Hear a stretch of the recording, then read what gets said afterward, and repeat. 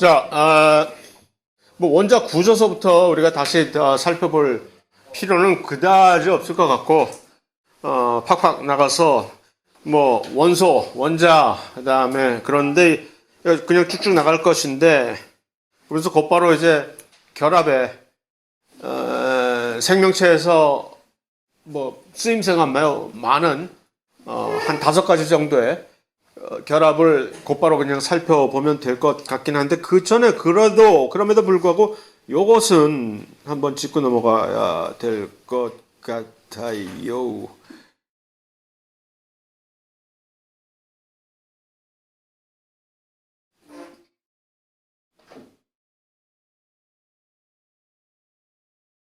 이제 동위원소에 관해서 한번 살펴보도록 합시다. 동위원소란 무엇이냐?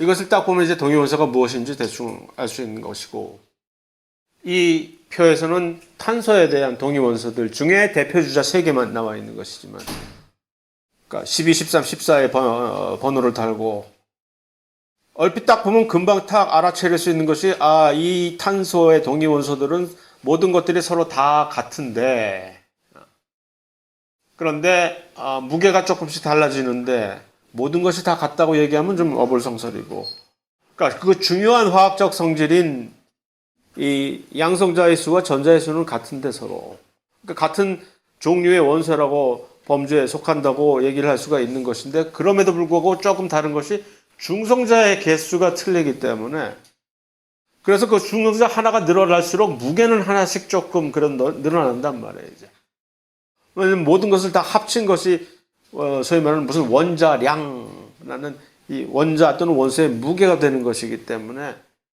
특히 전자의 무게는 전자의 개수가 아무리 많아진다고 해도 전자의 무게는 너무나도 새털과 같이 가볍기 때문에 무시를 하는데, 중성자나 양성자의 무게는 무시할 수가 없는 거거든. 그래서 양성자 하나가 하나씩 많아질수록 무게는 사실 재보면 조금씩 무거워지는 거지.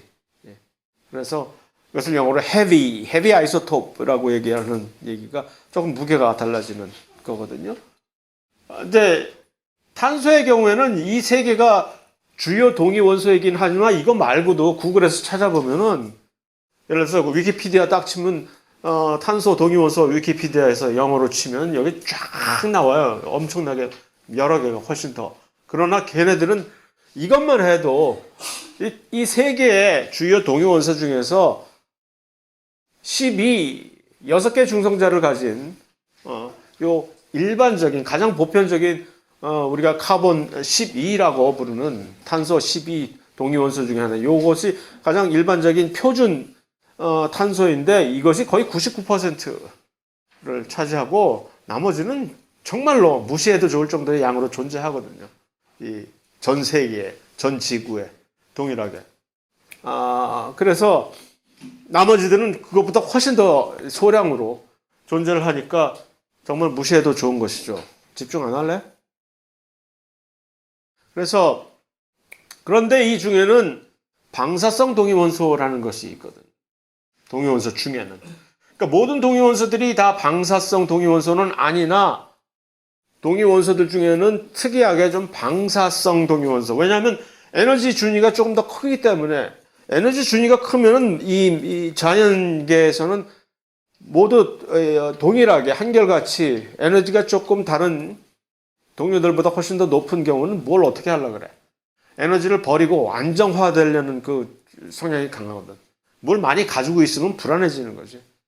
다 털어버리고 깔끔하게 이렇게 좀 나도 너희들처럼 좀 안정적으로 살아보자. 그래서 이러한 방사성 동위원소들은 그 에너지를 전부 버리고 방출하고 훨씬 더 안정적인 에너지 준위로 가고자 하는 그 욕구가 매우 자연적으로 강렬하기 때문에. 그런데 이제 이들은 그런 과정에서 그 에너지가 특별한 방식으로 방출이 되는 것을 우리는 방사능을 이제 방출을 하는 거예요. 그래서 그것을 좀 더 얘기를 하자면, 물리 시간에 배우세요, 그거야. 물리나 화학 시간에 뭐 알파선, 베타선, 감마선 해가지고서 어떤 식으로 이 양성자가 이것을 방출해내고서 정상이 아니라 훨씬 더 낮은 에너지 준위로 가는 그 방식에 따라서 그렇게 분류를 하는데, 그런 것까지 알 필요는 없고, 여기서 우리가 왜 생물학에서 방사성 동위원소를 주목을 해야 되느냐 하면은, 이 생물학의 연구를 하는 데 있어서 매우 유용하게 활용이 돼 왔기 때문에 그런 거거든요. 방사성 동위원소가. 그래서 이제 에너지를 방출하는, 이게 이제 거의 정확한 방사성 동위원소의 정의인 것이고, 뭐 여러 가지 종류, 많은 종류의 원소들이 이런 방사성 동위원소들을 같이 가지고 있으나, 그 중에서도 특히 이 생물학 하는 데에서 이런 종류 정도의 방사성 동위원소를 흔히들 사용을 하고 있기는 하지요. 그래서 저 개인적으로는 여기까지는 전부 다 다뤄봤는데, 대학원 과정을 거치는 과정에서 막 가지고 놀고, 막 마셔보고 싶은 충동도 많이 느껴보기도 하고, 막 잘못하다가 병을 건드려가지고 흘려가지고 여기다가 막 쏟아서 오염을 시키기도 하고, 그래서 그것을 닦아내고 막 별짓 다 해봤는데, 어쨌든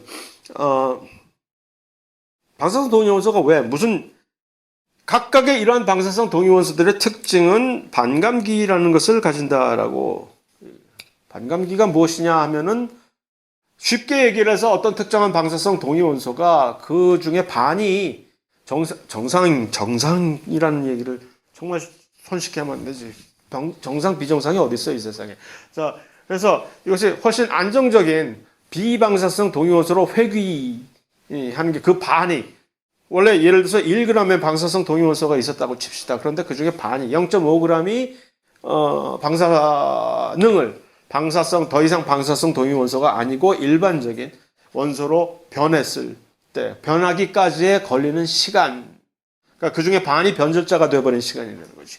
이렇게 딱 있을 때 10명이 있었는데 5명이 변절자가 되어버리는 데까지 걸리는 시간이 이 반감기라고 얘기를 하면 됩니다.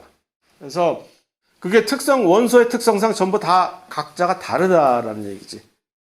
그래서 이렇게 쭉 탄소 같은 경우에는 꽤 오랜 시간이 걸려서 반감기가, 예를 들어서 탄소 1g이 그 중에 0.5g 반이 이제 질소로 싹 돌변을 해가지고 방사능이 전혀 없는 질소로 싹 변하는 데까지 걸리는 시간은 약 반만 년의 유구한 역사를 가진 우리나라와 맞먹는 시간을 가지면 이렇게 싹 변해버린다는 얘기입니다.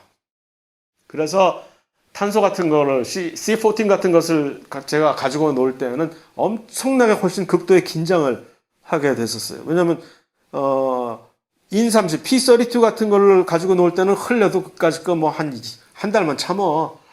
그러면 좀 대충 다 무마가 되는 건데, 얘를 내가 만약에 이 실험실 벤치에다 잘못 쏟아가지고서 오염을 시킨다면 나는 이제 완전히 내 인생은 뭐 되는 거지, 이제. 이거 반이 없어질 때까지 5,000년이 걸리는데, 그럼 어느 정도 일정 기간 없어지려면 언제까지 이거를 기다려야 돼? 정말 이건 심각한 문제예요.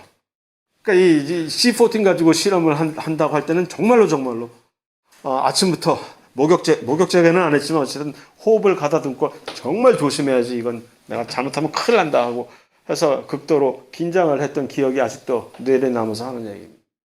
그래서 사실은 이런 중수소라든가 이런 C14이라든가 하는 좀 상대적으로 반감기가 매우 긴 방사성 동위원소는 우리나라에서는 대학 연구기관에서 절대로 사용 못하게 허가를 안 해줍니다. 그래서 나중에 여러분들이 뭐 이걸 가지고 실험을 하실 일이 있겠지, 물론. 그랬을 때는.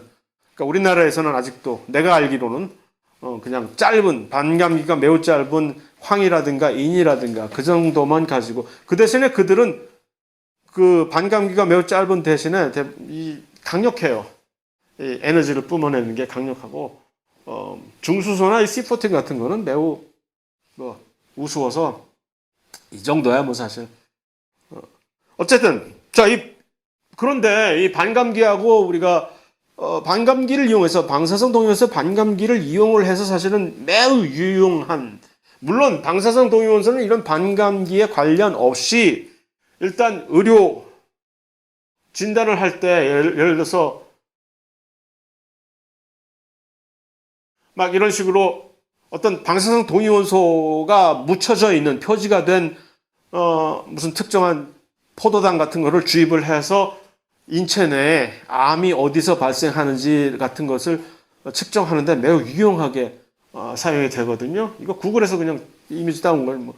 그래서 이렇게 뻘겋게 보이는 이쪽 지역이 지금 간과 뭐 어디에 다 전이가 돼 있는 이걸 어떻게 아느냐?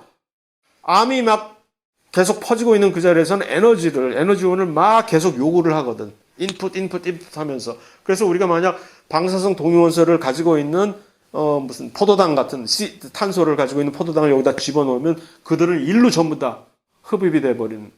그래서 이쪽 지역에서 뭔가 수상한 일이 벌어지고 있네. 그래가지고서 그거를 측정하는 그런 식으로 이 의학에서 이제 검진용이라든가 또는 실험에서 제가 막 그렇게 늘상 일상처럼 썼듯이 실험을 할 때 매우 왜냐면 나 여기 있다라고 이렇게 막 나타내주는 일종의 검출을 쉽게 해줄 수 있는 장점이 있기 때문에 방사성 동위원소. 왜냐하면 강력한 에너지를 뿜어내니까 그것을 검출만 하면은 그래서 그런데 그것을 얘기하려고 하는 것이 아니라 그것보다 훨씬 더 좀 더 고전적인 그런 경우에 예를 들어서 어떤 특정한 생물학 표본의 연대를 측정하는데 방사성 동위원소를 우리는 사용을 하잖아요. 탄소 연대 측정이라든가 하는 거 쉽게 우리가 알고 있잖아요. 뭐 탄소 연대 측정에 의하면은 이 화석은 뭐 몇만 년이 된 화석이다라고. 그러니까 예를 들어서 우리가 길 가다가 땅에서 뭔가를 주웠는데, 근데 이 유물이 화석인데 이게 뭐 끼케야 무슨 500년 된 것인지 아니면 5만 년이 된 것인지를 어떻게 구분할 것이냐 하는 얘기죠. 그것을 요 방사성 동위원소를 가지고 측정을 하겠다는 얘기거든요. 그러니까 이렇게 돼 있을 때 그럼 다 죽은 물질을 가지고 우리는 동위원소를 측정을 해서 이 연대를 계산을 하는 건데 다시 말하면 살아있는 생명체는 이게 적용이 안 돼요. 그거를 이해를 하면은 예를 들어서 탄소 연대 측정 같은 것의 원리를 우리가 쉽게 이해를 할 수가 있기 때문에 이렇게 반문을 대신한 겁니다. 예를 들어서 동위원소를 가지고 연대 측정을 하는데 살아있는 생명체에도 혹시 이게 적용이 될 수 있느냐라고 제가 묻는다면 내가 혹시 예를 들어서 야 내가 5,000년 살았어 이놈아 하라고 내가 딱 이렇게 허풍을 친다면 그래 너 민증 까봐 라고 얘기를 했을 때 그거 말고 정말로 확실하게 너 정말 5,000년 살았어? 아니면은 내가 아니야 나 5,000년까지는 뭐 하고 그건 좀 아니야 내가 지금 사실은 저기 100살이 넘었어 라고 내가 얘기를 한다면 그것을 입증을 하기 위해서 연대 측정으로 한번 할 수 있느냐라는 문제. 불가능하거든요. 그건 왜 안 될까? 이게 수명이 너무 짧아서?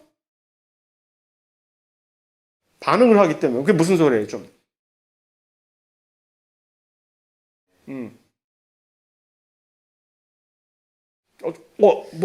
난 잘 이해를 못 했는데, 좀만 더 설명을 해주세요. 맞는 얘기인데,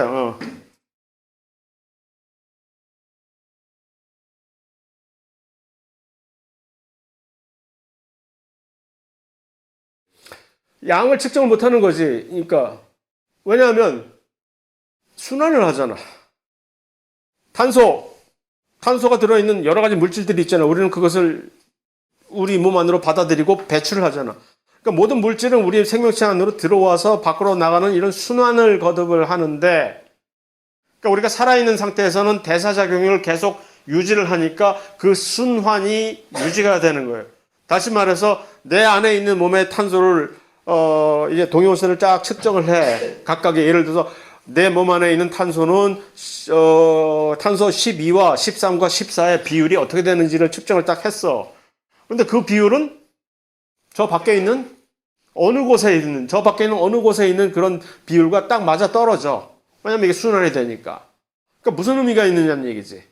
다시 말해서 그것을 가지고 이 방사성 동위원소의 반감기를 이용을 해서 얼마나 오래됐느냐를 측정한다는 그 원리는 뭐냐 하면 딱 죽은 다음부터 시작을 해서 죽은 다음부터는 이제 무슨 일이 벌어지죠? 더 이상 순환이 안 되지. 그러면 그동안에 잠깐 내가 죽기 1초 전에 들어왔던 탄소는 쉣. 난 여기 갇혔네? 못 나가는 거야, 이제. 여기서 갇혀버린 거지. 거기서 딱 꼼짝마? 이러고 있는데 그 중에서 문제가 되는 탄소는 뭘까? 뭐 꼼짝마, 그래 꼼짝마 있지 뭐. 난 탄소인데. 그래서 내가 그래서 한 5천 년이 흘렀어. 죽은 지. 5천 년 후에 누군가 나를 열어가지고서 탄소를 딱 측정을 했는데 그러면 거기에 있는 탄소 12번과 탄소 13번의 비율은 저 밖에 있는 당시에 비율과 동일하겠지. 그럼 어디 가겠어 걔가? 그런데 변하는 것은 누구야? 방사성 동위원소인 13이 14가 탄소 14는 양이 변해 있을 거 아니야. 왜? 소위 말하는 그게 붕괴 아니야, 붕괴. 붕괴를 하면서 그런데 그 붕괴하는 기간이 우리는 그 탄소의 방사성 동위원소 탄소의 반감기를 이미 알고 있기 때문에 예를 들어서 원래 얘가 이 몸 안에서 얘가 탄소가 0.001g이 있어야 되는데 C14이 14 탄소 14가 0.001g이 분명히 있어야 되는데 비율상으로 그런데 보니까 얘가 0.0000001g밖에 없네. 어떻게 된 거지? 기간이 나오잖아. 계산에 뽑히잖아요. 얘가 어떻게 되는지. 그래서 그걸 가지고서 이 물질이 얼마나 오래전에 죽었는지를 파악을 할 수가 있는 그런 기법이 되는 거죠. 그래서 그것이 이제 방사성 동위원소를 사용하는 연대 측정 원리라는 얘기입니다. 그래서 그것은 그냥 뭐 자꾸 말을 안 듣네. 일반적으로 이제 생명을 배우면서 일종의 상식적으로 알면 좋은 것이기 때문에 그것은 하나 짚고 넘어가고 나머지는 이제 그래서 자 이제 화학결합이라고 하는 것은 이것을 주목을 하는 이유는 결국 이것을 통해 가지고 우리가 고분자 물질들을 만들어냈기 때문에 그러한 과정에서 살펴본다는 얘기입니다. 그래서 생명체의 여러 물질들을 파악하고 그 물질들의 상호작용 특성을 파악하는 데 도움이 되는 그래서 알면 좋은 화학결합은 이 5가지가 있습니다. 이온, 공유, 수소, 반데르발스. 소수성은 사실 이건 화학결합이라고 얘기를 할 수는 없으나 엄밀한 의미에서 이건 화학결합이 아닙니다. 소수성 결합이라고도 여러분들은 배웠을 수도 있고 고등학교 때 또 어떤 일반 생물학 책에는 소수성 결합이라고 나오는 책도 있긴 하나 엄밀하게 따지면 이것은 결합은 아니고 그냥 특성, 상호작용일 뿐이에요. 결합이라는 얘기는 이것을 붙들어매는 힘이 있어야 될 거 아니에요. 한번 붙으면 이제 더 이상 떨어뜨리기 힘든 뭔가 끈이 있어야 되는데 이것은 그냥 이렇게 모이게끔 하는 어떤 추세이긴 하나 이것을 묶어두는 힘은 아니거든. 소수성 상호작용은. 그 차이는 좀 이따 이제 여기까지 오면 얘기를 할게요. 오늘 여기까지 갈 수 있을지는 모르겠으나. 그래서 요거는 그냥 특성을 서로 살짝 비교를 하는 거예요. 이온, 공유, 수소 결합들과 반데르발스. 먼저 이온 결합이라는 것은 양이온과 음이온끼리만 할 수 있는 또 우리끼리만 할 수 있는 그런 결합인데 뭐 쉽게 우리가 알 수 있잖아요. 플러스와 마이너스가 서로 끌리는 인력에 의해서 끈끈하게 어떤 인력을 형성하면 그것은 이온 결합이라고 하는 것이고 그래서 뭐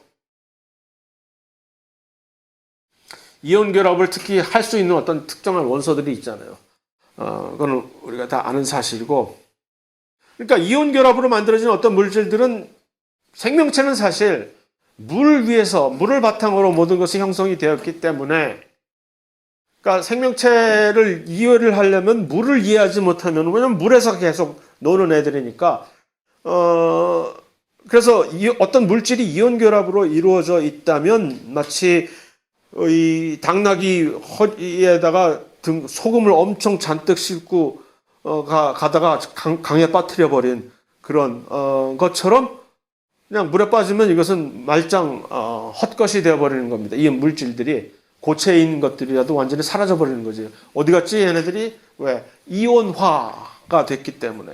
이온 결합에 의해서 뭔가 결합이 된 것들은 물에서는 아주 쉽게 흩어져 버린다는 그런 특성이 있는 것이죠.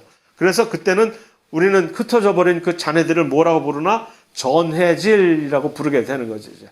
뭐 쉽게 알 수 있잖아요. 소금을 물에 녹이면 갑자기 없어져 버리잖아. 소금 덩어리가. 왜? 소금에 소듐 이온과 클로라이드 이온으로 이렇게 분해가 용해가 돼 가지고서 플러스 마이너스로 각자로 되는 그런 일반적인 기본. 왜 그게 그렇게 되느냐? 이온 결합에 의해서 만들어진 것들은 물이 회방을 놓기 때문에 그러는 거지. 이렇게. 그래서 요 양이온의 경우는 물이라고 하는 것은 일종의 극성을 띠고 있는 물질이거든. 조금 이따 우리가 왜 물이 극성을 띠고 있는지를 다시 한번 확인을 하겠지만 우리 모두는 사실 일반적으로 물은 극성을 띠고 있다는 것을 알고 있잖아. 그러니까 그 극성을 플러스와 마이너스의 이 양 사이드가 있는 물이 이들을 둘러싸가지고서 원래는 이 둘이 서로 놀고 있었는데 플러스와 마이너스로 이 둘을 서로 같이 못 놀게 자기들끼리 막 이렇게 껍질을 둘러싸가지고서 야야 너 나랑 놀자. 나랑 노는 게 훨씬 나아. 왜냐면 물들은 훨씬 더 많은 이 양에 있어서 물 분자가 이런 어떤 이온 결합에 의해서 만들어진 분자보다 이 물에 떨어뜨려지면은 이 게임이 안 되잖아요. 그러니까 이들이 전부 이들을 포위해가지고서 이렇게 떨어뜨려 놓기 때문에 이제 용해가 된다는 녹는다라는 현상이 발생하는 것이고, 자, 이온 결합을 왜 우리가 생물학을 보는데 이온 결합을 조금 주목을 해야 되냐 하면은 그 이온 결합에 의해서 형성되고 유지되고 있는 사실 구조들이 꽤나 많거든. 예를 들어서 대표적인 것이 바로 이 단백질과 DNA의 상호작용 이라고 하는 어저께 실험실에서 어저께 참석한 실험에 참석한 분들은 제가 던진 질문에 아니 왜 핵을 염색을 시키는데 갑자기 저 무슨 아세토 카몬이나 메틸렌 블루나 둘 다 양이온인데 그걸 핵을 염색을 시켰어. 근데 아이오다인 요드 용액은 이 요드가 아이오다인이 음이온인데 왜 걔도 핵을 염색을 시키느냐? 어떻게 된 것이냐? 둘 다 이 염색을 시킨다는 얘기는 결국 이러한 이온 작용에 의해서 이온 결합을 임시적으로 형성을 하기 때문에 염색 약 물질이 염색약 분자가 거기 묻어 있게 되는 유지가 되는 것인데 아니 플러스와 마이너스 이온 둘 다가 다 핵을 염색을 시킨다는 얘기는 무슨 얘기야라고 할 때 해답이 여기서 나오는 거죠. 우리의 핵은 이렇게 되어 있기 때문에 DNA가 그냥 있는 것이 아니라 우리의 핵은 물반 고기반 우리의 염색체는 우리의 핵이라기보다 우리의 염색체는 물반 고기반입니다. 그래서 DNA가 있으면 그만큼의 양의 단백질이 그걸 껍질로 둘러싸고 있기 때문에 그래서 초기에 제일 처음에 염색체가 유전자네 라는 것을 확실히 확인을 한 다음에 유전자가 뭐였는지 몰랐거든. 맨델이 유전자 했는데 몰랐는데 결국은 그 각고의 노력 끝에 한 100년이 지난 후에 드디어 과학자들이 그 유전자가 맨델이 얘기하던 유전자가 염색체였네 라는 것을 확인을 딱 한 순간 그럼 모든 게임이 끝난 거 아니겠어? 라고 생각할지 모르나 아니고 왜냐하면 염색체는 이미 화학적으로 분석은 이미 끝난 상태예요. 염색체는 DNA 반, 단백질 반으로 이루어져 있다. 거기서 이제 완전히 또 저속한 표현으로 골 때리기 시작하는 거예요. 거기서 DNA가 유전자냐, 단백질이 유전자냐, 막 그랬을 때 거의 대부분의 명망 있는 과학자들은 당연히 단백질이 유전자지라고 손을 들어준 거죠. 특별한 이유 때문에. 지금 뭐 거기까지 얘기하긴 어쨌든 나중에 가면 그 얘기 또 나올 테니까. 그래서 어쨌든 DNA와 단백질이 어떻게 서로 붙어 있을 수가 있지라고 할 때 DNA는 엄청난 음이온, 인산기 때문에 엄청나게 음이온이 매우 강한 그런 물질이고 거기에 찰싹 잘 붙을 수 있는 단백질들은 그러니까 양이온을 많이 가지고 있는 단백질들이면 좋겠지. 그런 단백질들이 있어요, 우리 몸 안에는. 어쩌면 이미 알고 있는 단백질일지도 모르는데 히스톤이라고 하는 단백질이 있거든요. 그 히스톤은 엄청나게 플러스 이온들이 많아. 그러니까 걔네들은 갖다가 있으면 그냥 서로 척커덕 그냥 붙게 돼 있어. 가서 DNA하고. 그런 구조로 돼 있기 때문에 그래서 이런 식으로 이러한 상호작용 같은 게 이제 이온 결합이 없었으면 불가능했겠지. 이것뿐만이 아니라 여러 가지 단백질 같은 것들의 구조를 유지를 하는 데 있어서도 많은 경우에 그러한 이온 결합이. 그런데 이제 이온 결합의 단점은 좀 약해. 그리고 물에서 이온 결합을 유지하기도 사실 그렇게 쉬운 것은 아니고, 그러나 뭐 어쨌든 그것은 이미 해결한 것이고, 생명체 안에서 물 때문에 떨어질 만한 그런 이온 결합은 이런 데서는 적용이 안 되는 것이고, 어차피 우리는 물 속에서 사는 그런 개체이기 때문에 어쨌든 간에 전체적인 결합력 자체가 물론 이거보다 훨씬 더 약한 결합이 좀 이따 나오긴 하지만 결합력 정도가 중간 정도이기 때문에 얘를 가지고 가장 중요한 것은 이온 결합을 믿고 우리가 생명체의 고분자 물질을 합성을 하려고 내가 너만 믿는다. 이온 너만 믿는다. 고분자 좀 부탁해라고 했다간 폭망. 그런 약한 결합을 가지고 튼튼한 무슨 세포막이라든가 뭐 여러 가지 무슨 탄수화물, 단백질 뭐 하는 그런 것들을 딱 만들어 가지고 안정적으로 믿고 쓸 수 있기에는 절대로 사용을 할 수 없는, 그럼에도 불구하고 또 다른 용도로 매우 중요한 결합이다라는 얘기입니다. 자, 공유결합이 이제 바로 그 고분자 물질을 만드는데 아주 독점적으로 사용이 되는 결합인데, 서로 공유를 왜 화학결합을 하느냐 하는 것은 모든 원소들이 가장 안정적인, 에너지 중에서 안정적인 상태를 유지하기 위해서 한다는 정도는 우리가 예상할 수가 있는데, 저 이온 결합 같은 것들도 사실은 그런 맥락에서 사실 결합이 되는 것이고, 특히 이 공유 결합의 경우에는 일단 모든 원소들이 이온 결합을 하기 위해서는 이온이 돼야 되잖아. 이온이 된다는 얘기는 뭐예요? 가다가 갑자기 이온이 되기 위해서는 내가 가지고 있는 어떤 특별한 양성자라든가, 양성자를 버릴 수는 없잖아. 양성자는 저 깊이 안방에 처박혀 있는 인자니까, 그러니까 뭔가를 버리려면은 전자를 갖다 쫓아내버리는 게 제일 쉽거든. 왜냐면 전자는 원소의 맨 바깥에서 맹맹맹맹 돌고 있으니까, 내가 꼴보기 싫으면, 내가 이온이 되고 싶을 때 저놈의 전자 하나 때문에 이온이 안 된다 그러면 전자를 던져 버리면 돼. 유기하면 돼. 또 어떤 경우에는 전자를 내가 하나만 더 받으면 이온이 될 수가 있는데 할 때는 어디 가다 그 버린 전자 주스면 돼. 그런데 그런 식으로 이온이 쉽게 될 수 있는 그런 특성을 가진 원소들은 한정적이다. 그게 애매한 원소들이 꽤 많거든. 이걸 버리자니 뭐 얘네들 다 갖다 버릴 수도 없고, 그렇다고 어디 가서 다 주워올 수도 없는 그런 원소들에게 있어서는 이것이 엄청나게 좋은 대안이 됐던 것이거든요. 이 공유 결합이라고 하는 것이. 그래서 서로 전자를 서로 공유하는 거지. 자, 이제부터는 도장 찍고 너하고 나하고는 네 전자나 내 전자나 둘 다 똑같이 사용하는 게, 그래서 수소 두 개가, 수소라는 원소가 수소의 기체가 될 때는, 수소 기체로 변할 때는 이 두 개, 수소는 딸랑 전자 하나 딱 가지고 있잖아요. 근데 왜 얘네들이 공유를 하느냐? 수소가 전자 하나만 더 가지면 얘네들도 극락세계로 가가지고서 안정적인, 더 이상 이런 쓸데없는 짓을 안 하고 안정적인 상태를 유지하는 그런 원소로 탈바꿈을 할 수가 있는데, 그거 하나 없어가지고 이러고 있는데, 이거를 이제 서로 같이 공유하는, 발상의 전환을 해가지고서 내가 왜 꼭 굳이 이것을 소유를 해야 돼? 같이 공유하면 되지. 하면 이게 이렇게 형성이 되는 것처럼, 메탄 역시 마찬가지고, 탄소 하나가 내가 그런 식으로 안정적인 뭔가를 차지하려면 전자 4개가 필요한데 어디 가서 전자 4개를 끌어올까?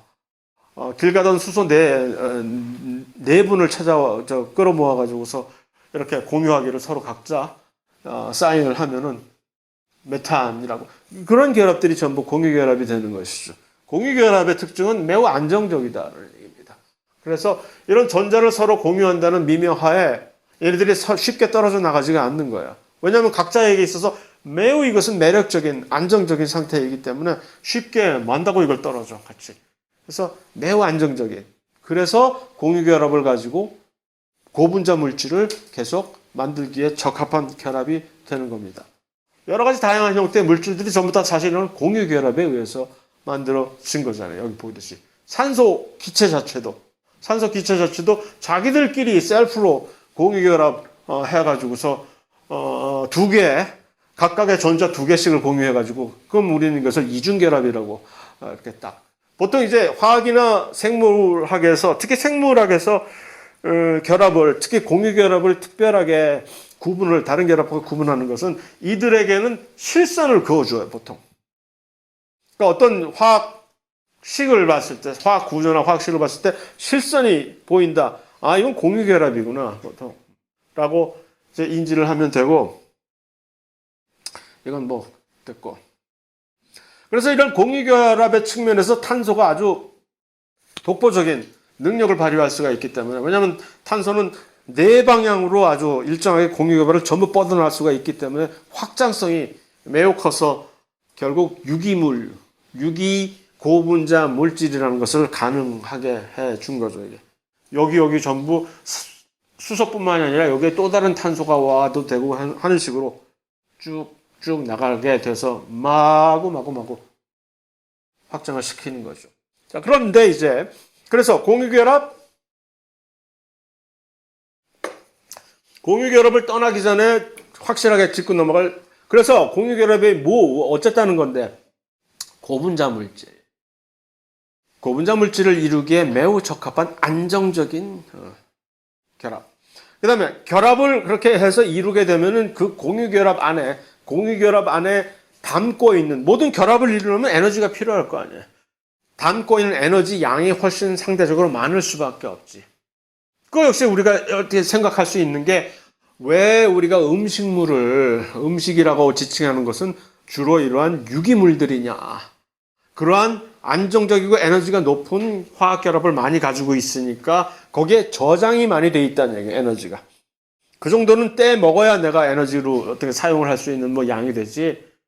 다른 것들은 여기서 결합을 떼어내봤자 얻는 에너지가 거의 없는 미미한 수준이니까 음식으로 사용이 안 된다라는 얘기입니다. 그런데 이제 공유 결합에는 두 가지 종류가 있다.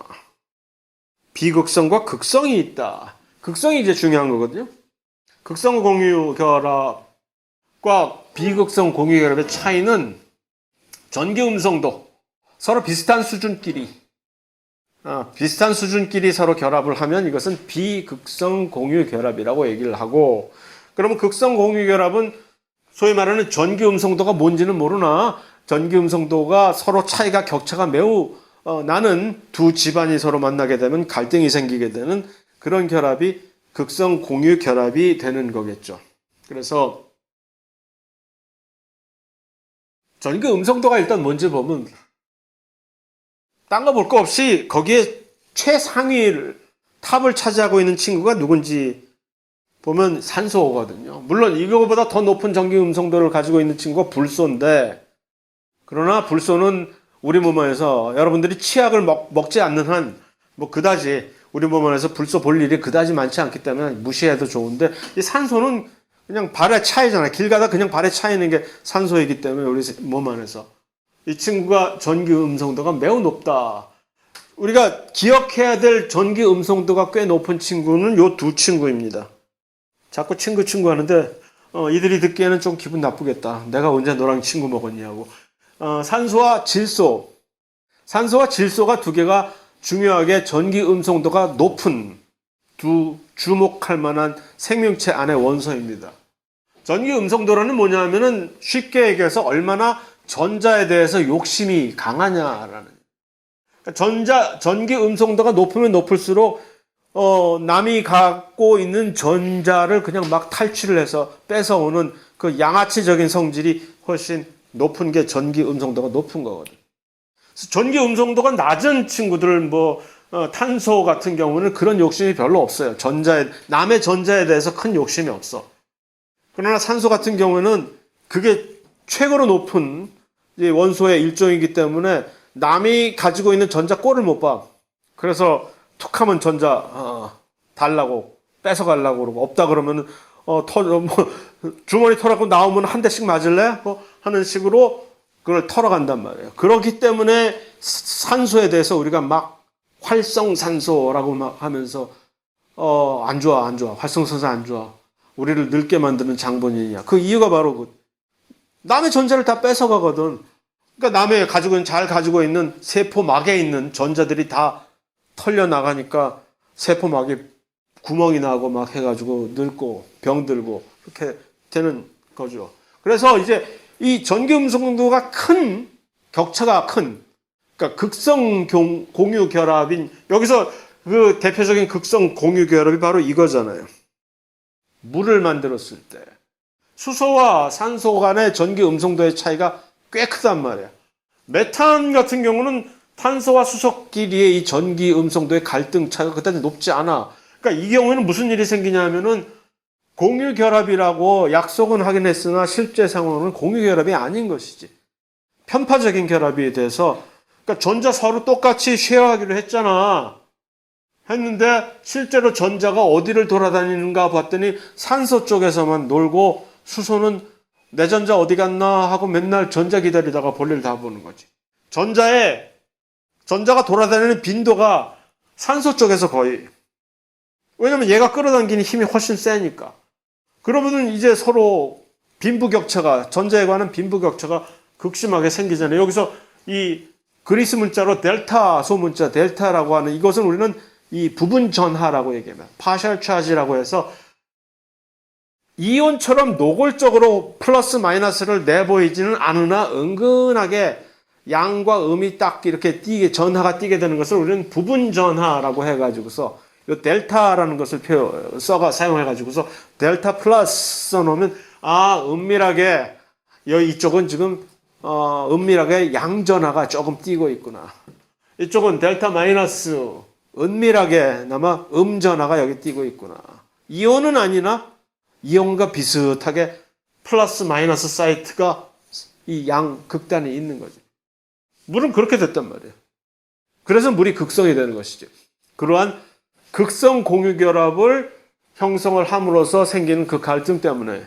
그럼 이제 그러한 극성 공유 결합 물질들은 무엇을 탄생시키냐 하면은 이 생명체 내에서 뭘까? 우리 생명체에서 매우 중요한 또 하나의 약한 화학 결합인 수소 결합을 파생적으로 탄생을 시키게 됩니다. 극성 공유 결합이. 특히 물이 이제 문제. 왜냐하면 우리 몸에는 물은 그냥 천지에 깔렸잖아. 70%, 평균적으로 모든 세포 안에 70%가 물인데 그 물들이 전부 이러한 극성 공유 결합으로 되어 있기 때문에 물끼리 전부 이러고 있잖아요, 지금. 왜냐면 물 한 부자 보면 서로 플러스 쪽과 마이너스 쪽이 있잖아. 그러면 자기들끼리 이제 인력이 또 이렇게 막 인력이 생기니까 물들이 끈끈하게 자기들끼리 이렇게 연결이 되는 것이고, 물 한 분자가 무슨 모래알처럼 흩어지는 것이 아니라 물 분자들끼리 막 이러고 다니니까 이 결합이 무엇이냐, 이 또가 무엇이냐가 바로 수소 결합이라는 얘기죠. 그러니까 그런 극성 공유 결합에 의한 부분 전하에 의해서 서로 마이너스 쪽과 플러스 사이의 그런 부분 전하끼리 서로 당기는 인력을 수소 결합이라고 하는데, 여기서 하나의 전제가 수소 결합은 당연히 누가 참여를 해야 돼? 수소가 참여를 해야만 되는 거죠. 그러니까 수소가 또 다른 상대 누구? 전기적으로 약간 음성을 띠고 있는 부분 전하를 띄워주는 여기 있는 산소처럼, 요 산소 말고 혹시 또 다른 식으로 그러한 부분 전하를 이렇게 극성 공유 결합에 의해서 부분 전하를 띠게 되는 또 다른 후보 물질이 뭘까요? 후보 원소가. 산소 말고. 아까 그래서 요 두 친구를 주목을 하라고 했지. 내가 친구 먹자 그랬잖아. 그 둘을. 누구지? 질소.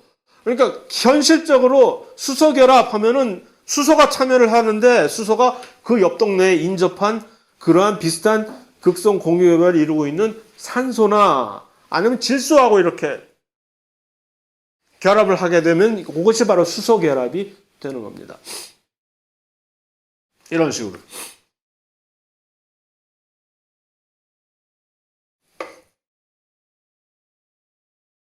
이 수소 결합이 왜 중요하냐면은 물끼리를 이렇게 서로 끈끈하게 묶어두는 힘도 있지만 단백질이 있을 때 단백질의 양극단인데 이 둘 간에 어떤 그러한 부분적인 전하가 발생을 해서 수소결합에 의해서 이 둘이 이렇게 묶여지는 그런 행태를 보입니다. 이게 바로 단백질의 어떤 특정한 모양을 형성하게 되는데 매우 큰 역할을 하게 됩니다.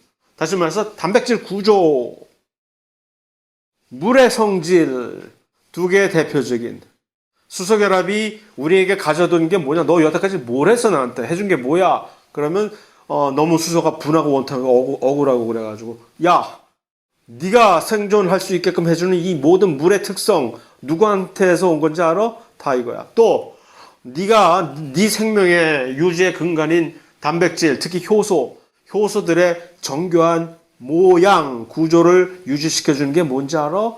바로 이 수소결합이야 라고 얘기를 해줄 수가 있을 거예요. 그래서 그 다음에 더 중요한 거는 DNA라는 구조를 이루게 되는, 많이들 알고 있을 거예요. DNA가 어떻게 두 개가 이중사슬을 이루고 있는지. 이게 바로 그러한 수소결합들 때문에 각각의 뉴클리오티드들이 수소결합을 딱딱딱딱 이루고 있기 때문에 마치 지퍼처럼 쫙 DNA의 이중사슬이 이렇게 쫙 유지가 되는, 안정적으로. 얼마나 중요한 얘기예요, 그거. 그게 바로 생명의 근간인데, 생명과 DNA 복제와 생명 유지의 근간인 그 DNA의 수소결합. 이중사슬을 형성하는데, 그 다음에 단백질 구조를 유지하는데, 이러한 매우 엄청나게 중요한 일을 수소결합이 없었으면 불가능했다라는 얘기죠. 근데 수소결합의 실상을 보면 너무나도 약한 결합이에요. 하나에.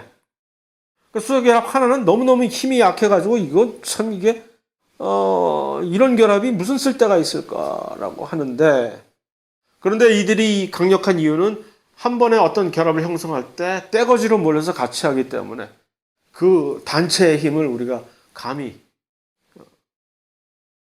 그래서 우리 그 운동화 같은데 찍찍이로 하는, 또는 뭐 여기 딱 할 때가 벨크로라고 하는, 한국말로 벨크로가 뭐냐고 물었더니 찍찍이라며. 그냥 뭐 아니면 말고, 어쨌든 그 벨크로 같은 힘, 벨크로 그거 떼어버리기 매우 힘들잖아요.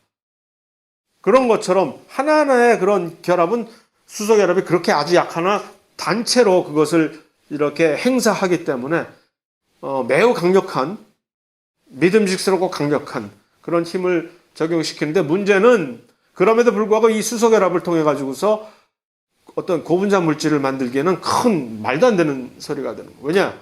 이거는 매우 임시적인 결합이기 때문에 쉽게 형성이 됐다, 쉽게 떨어져 나갔다 할 수 있는 그런 결합의 성질이기 때문에 수소결합을 활용해서 어떤 고분자 물질을 형성한다라고 하는 것은 매우 참신한 발상이긴 하나 매우 폭망이 예견되는 그런 위험한 생각이라서 안 되는 겁니다. 뭐 이제 물을 친수성 물질들 뭐 이런 것들 대충 아는 거고, 그래서 물이 액체인 이유도 사실 이 수소결합 때문에 그런 것이고, 순간적으로 임시적으로 막 지 멋대로 형성이 됐다 끊어졌다 하는 것을 동시다발적으로 하다 보니까 어디다 집어넣어도 그냥 모양이 변해버리는, 어떤 부분이 한 부분이 깨지면서 한 부분이 새롭게 형성되는 그런 액체 성질. 그 다음에 얼음의 특성, 얼음이 특별한 성질도, 물이 얼었을 때는 이 수소 결합의 간격이 일정하게, 모든 물 분자들이 수소 결합을 이루는 간격이 딱 일정하게 유지가 돼 있기 때문에 마치 군대 사열이나 그런 것을 하는 것처럼 오와 열이 딱딱 맞아 있는 상태이나, 액체인 상태에서는 이게 막 중구난방으로 막 만원 버스에 사람 밀어넣듯이 마구 집어넣어도 되니까, 이쪽에서 깨지면 이쪽에서 뭐 새로 형성되고 하니까 훨씬 물은 희한하게도 다른 원소들과는 다르게 고체 상태에서 훨씬 더 밀도가 액체보다 낮은 그러한 특성을, 그렇기 때문에 그런 특성이 사실은 또 생명을 유지시키는데 매우 여러 가지 다양한 공헌을 또 해온다는 것도 역시 사실입니다. 그러한 공헌 같은 것들은 여기서 굳이 일일이 나열을 하지 않겠으나, 뭐 온대지방에서 겨울을 강 속에서, 강이나 호수 같은 데서 표면이 얼어있는 호수 같은 데서 밑에 바닥에서 아직도 생명체가 유지될 수 있는 그런 하나의 근간이기도 하고, 안 그랬으면 물이 낮은 데서부터 얼 거 아니야. 그래가지고서 매년마다 새로운 창조가 일어나야, 매해마다 새로운 창조가 일어나야 생명체들이 가능한데, 이렇게 잠복을 해놓을 수 있는 공간을 제공한다는 그런 점도 그렇고. 얘 왜 이래, 얘. 갑자기. 왜 마이크로폰을 갑자기 왜 넥서스? 왜 올라와? 그래? 올라와 하지 뭐, 가지고.